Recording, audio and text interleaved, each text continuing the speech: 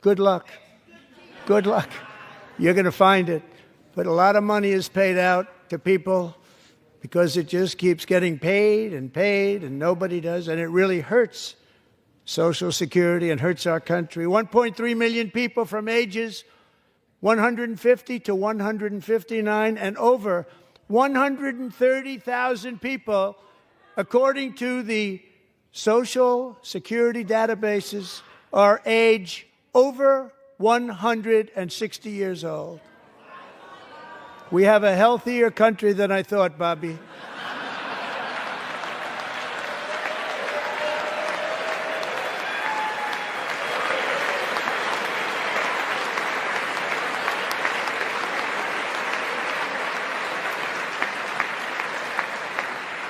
Including, to finish, 1,039 people between the ages of 220 and 229, one person between the age of 240 and 249, and one person is listed at 360 years of age. More than 100 years older than our country.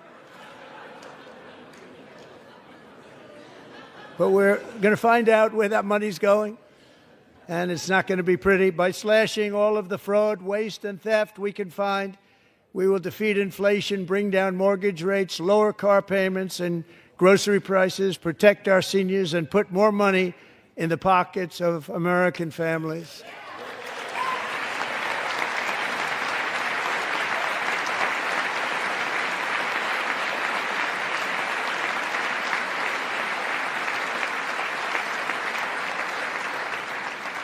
And today, interest rates took a beautiful drop, big, beautiful drop. It's about time. And in the near future, I want to do what has not been done in 24 years, balance the federal budget. We're going to balance it.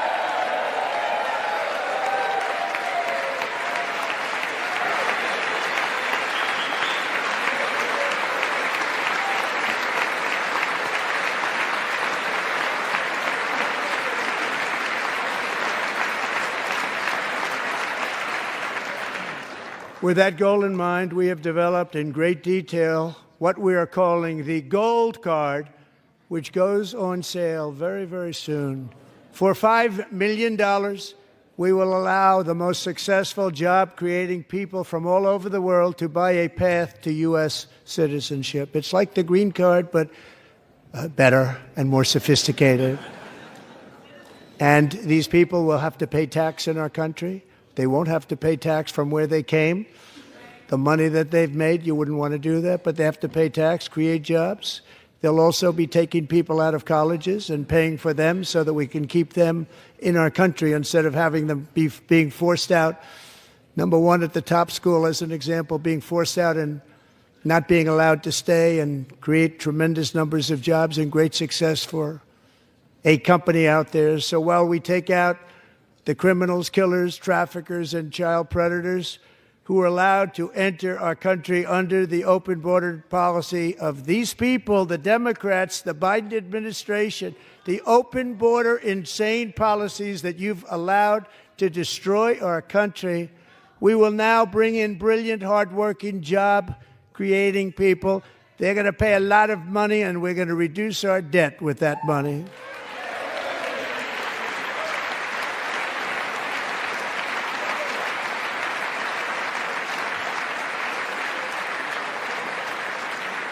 Americans have given us a mandate for bold and profound change.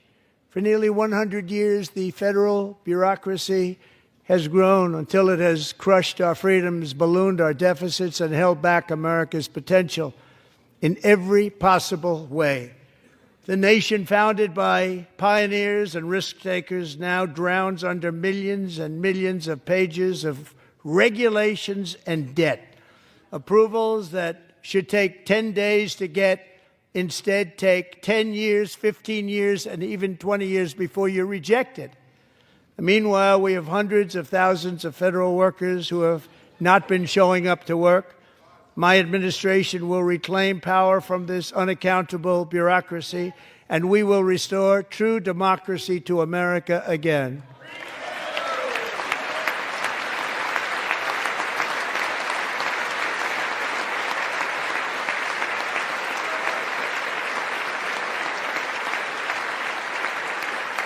And any federal bureaucrat who resists this change will be removed from office immediately.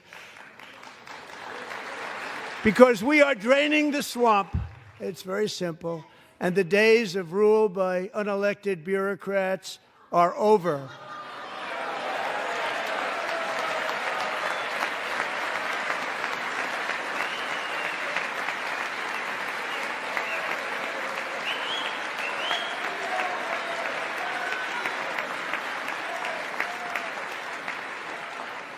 And the next phase of our plan to deliver the greatest economy in history is for this Congress to pass tax cuts for everybody. They're in there. They're waiting for you to vote. And I'm sure that the people on my right, I don't mean the Republican right, but my right here, I'm sure you're going to vote for those tax cuts, because otherwise I don't believe the people will ever vote you into office. So I'm doing you a big favor by telling you that. But I know this group is going to be voting for the tax.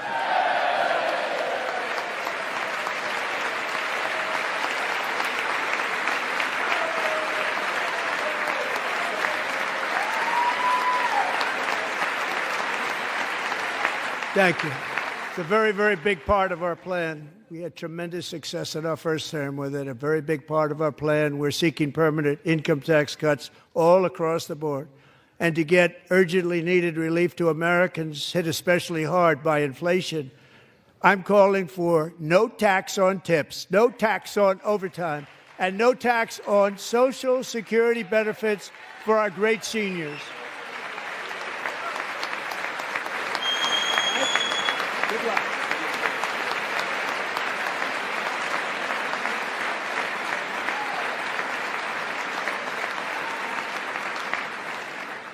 And I also want to make interest payments on car loans tax deductible, but only if the car is made in America.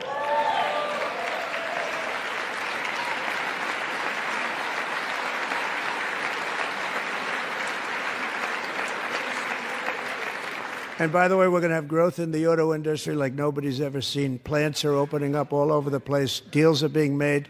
Never seen. That's a combination of the election win and tariffs. It's a beautiful word, isn't it? That, along with our other policies, will allow our auto industry to absolutely boom. It's going to boom.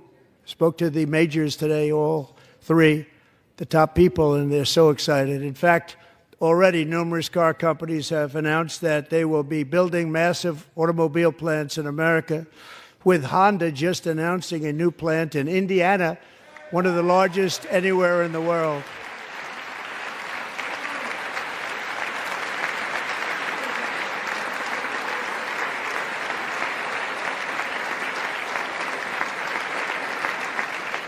And this has taken place since our great victory on November 5th, a date which will hopefully go down as one of the most important in the history of our country.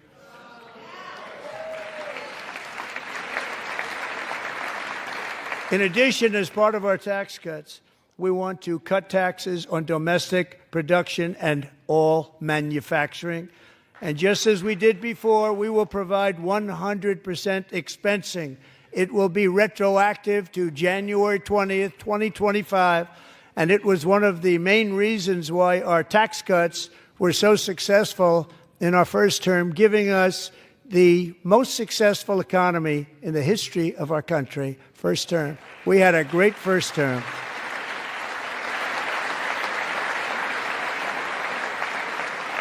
If you don't make your product in America, however, under the Trump administration, you will pay a tariff, and in some cases, a rather large one. Other countries have used tariffs against us for decades, and now it's our turn to start using them against those other countries. On average, the European Union, China, Brazil, India, Mexico, and Canada, have you heard of them? And countless other nations charge us tremendously higher tariffs than we charge them. It's very unfair. India charges us auto tariffs higher than 100%. China's average tariff on our products is twice what we charge them. And South Korea's average tariff is 4 times higher. Think of that, 4 times higher. And we give so much help militarily and in so many other ways to South Korea. But that's what happens. This is happening by friend and foe. This system is not fair to the United States and never was. And so on April 2nd, I wanted to make it April 1st, but I didn't want to be accused of April Fool's Day. That's not, just one day cost us a lot of money. But we're going to do it in April. I'm a very superstitious person. April 2nd, reciprocal tariffs kick in. And whatever they tariff us, other countries, we will tariff them. That's reciprocal, back and forth. Whatever they tax us, we will tax them. If they do non-monetary tariffs to keep us out of their market, then we will do non-monetary barriers to keep them out of our market. There's a lot of that, too. They don't even allow us in their market. We will take in trillions and trillions of dollars and create jobs like we have never seen before. I did it with China and I did it with others, and the Biden administration couldn't do anything about it because there was so much money they couldn't do anything about it. We have been ripped off for decades by nearly every country on earth, and we will not let that happen any longer.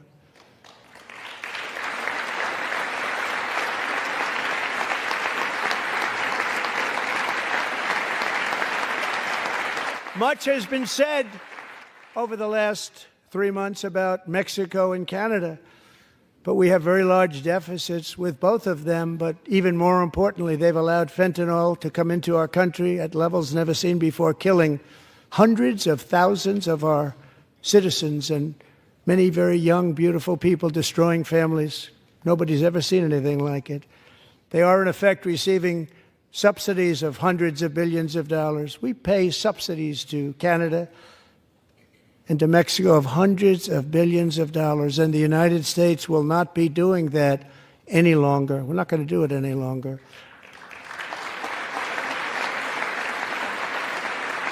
Thanks to our America First policies we're putting into place, we have had $1.7 trillion of new investment in America in just the past few weeks. The combination of the election and our economic policies that people of SoftBank, one of the most brilliant anywhere in the world, announced a $200 billion investment. OpenAI and Oracle, Larry Ellison, announced $500 billion investment, which they wouldn't have done if Kamala had won. Apple announced $500 billion investment. Tim Cook called me. He said, I cannot spend it fast enough. It's going to be much higher than that, I believe.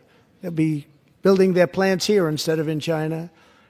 And just yesterday, Taiwan Semiconductor, the biggest in the world, most powerful in the world, has a tremendous amount, 97% of the market, announced a $165 billion investment to build the most powerful chips on earth right here in the USA.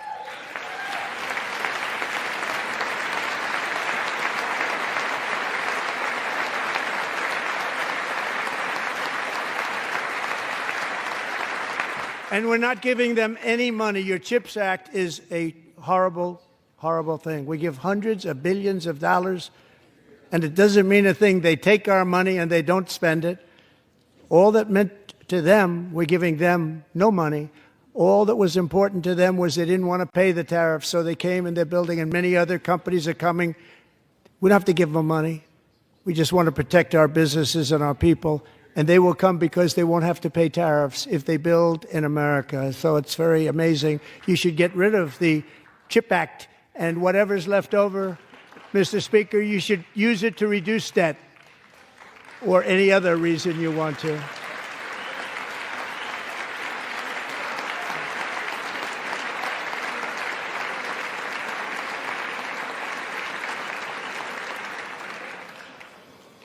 Our new trade policy will also be great for the American farmer. I love the farmer, who will now be selling into our home market, the USA, because nobody is going to be able to compete with you because there's goods that come in from other countries and companies. They're really in a bad position in so many different ways. They're uninspected. They may be very dirty and disgusting, and they come in and they pour in, and they hurt our American farmers. The tariffs will go on agricultural product coming into America, and our farmers, starting on April 2nd, it may be a little bit of an adjustment period. We had that before when I made the deal with China, $50 billion of purchases, and I said, just bear with me, and they did. They did. Probably have to bear with me again, and this will be even better. That was great. The problem with it was that Biden didn't enforce it. He didn't enforce it. $50 billion of purchases, and we were doing great, but Biden did not enforce it, and it hurt our farmers. But our farmers are going to have a field day right now. So to our farmers, have a lot of fun. I love you too. I love you too. It's all going to happen.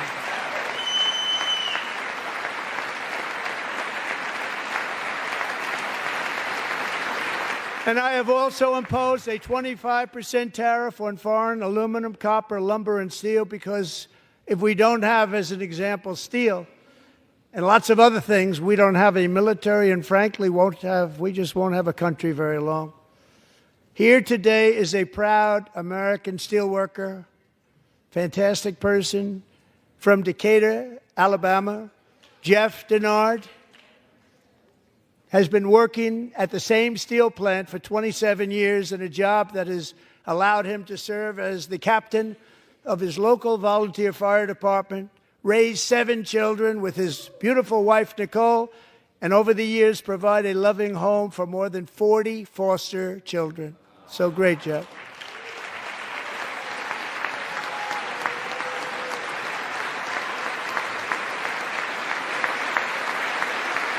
Thank you, Jeff. Thank you, Jeff.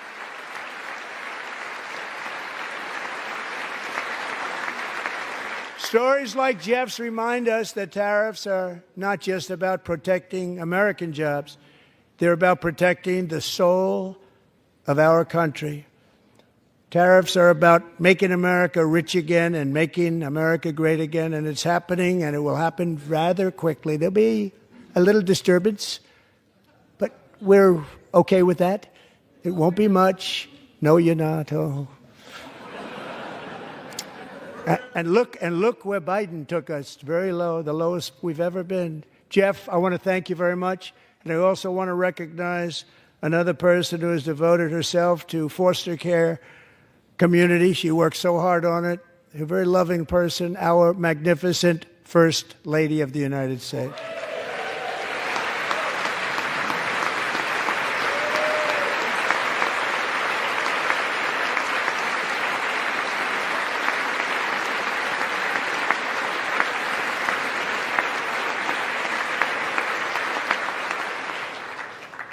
Melania's work has yielded incredible results, helping prepare our nation's future leaders as they enter the workforce. Our First Lady is joined by 2 impressive young women, very impressive. Haley Ferguson, who benefited from the First Lady's Fostering the Future initiative and is poised to complete her education and become a teacher. And Elliston Berry, who became a victim of an illicit deepfake image produced by a peer.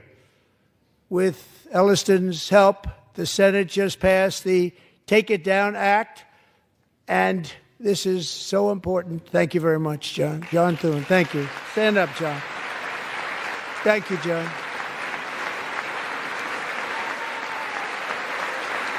Thank you all very much.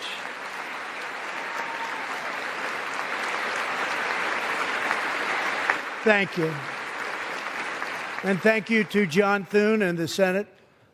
Great job. To criminalize the publication of such images online is terrible, terrible thing. And once it passes the House, I look forward to signing that bill into law. Thank you. And I'm going to use that bill for myself, too, if you don't mind. Because nobody gets treated worse than I do online. Nobody. That's great. Thank you very much to the Senate. Thank you. But if we truly care about protecting Americans' children, no step is more crucial than securing America's borders. Over the past 4 years, 21 million people poured into the United States. Many of them were murderers, human traffickers, gang members, and other criminals from the streets of dangerous cities all throughout the world. Because of Joe Biden's insane and very dangerous open border policies, they are now strongly embedded in our country, but we are getting them out and getting them out fast.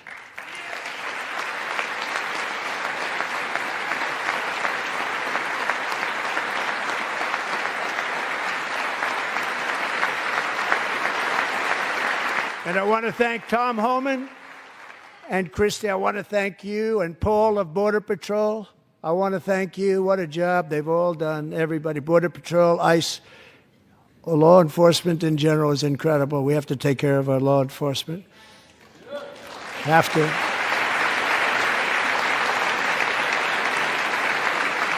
Last year,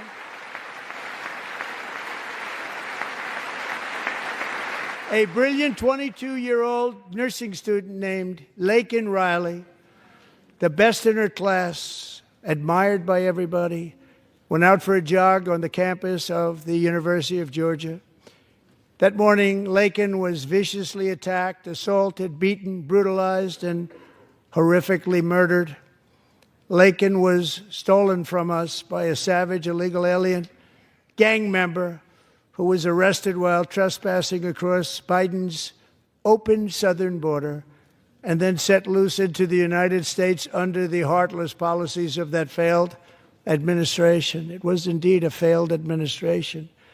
He had then been arrested and released in a Democrat-run sanctuary city, a disaster, before ending the life of this beautiful young angel.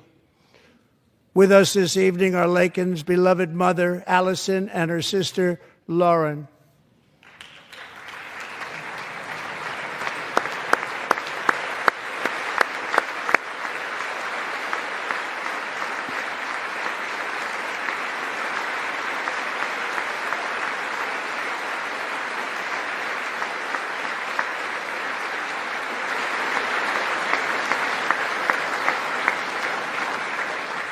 Last year, I told Laken's grieving parents that we would ensure their daughter would not have died in vain. That's why the very first bill I signed into law as your 47th president mandates the detention of all dangerous criminal aliens who threaten public safety. It's a very strong, powerful act.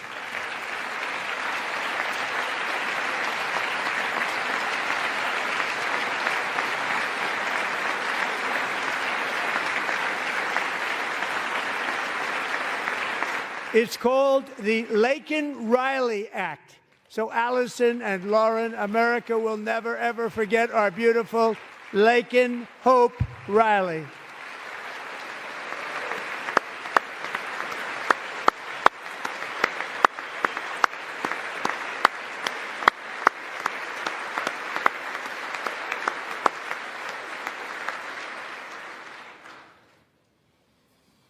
Thank you very much. Since taking office, my administration has launched the most sweeping border and immigration crackdown in American history, and we quickly achieved the lowest numbers of illegal border crossers ever recorded. Thank you.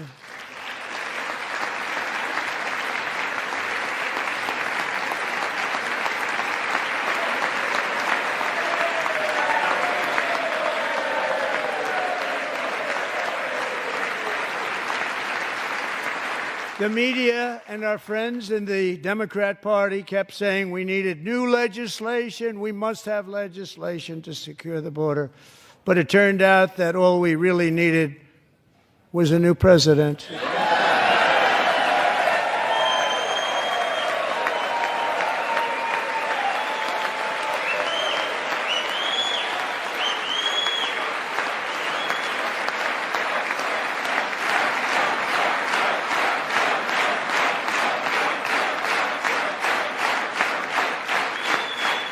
Thank you. Joe Biden didn't just open our borders, he flew illegal aliens over them to overwhelm our schools, hospitals, and communities throughout the country.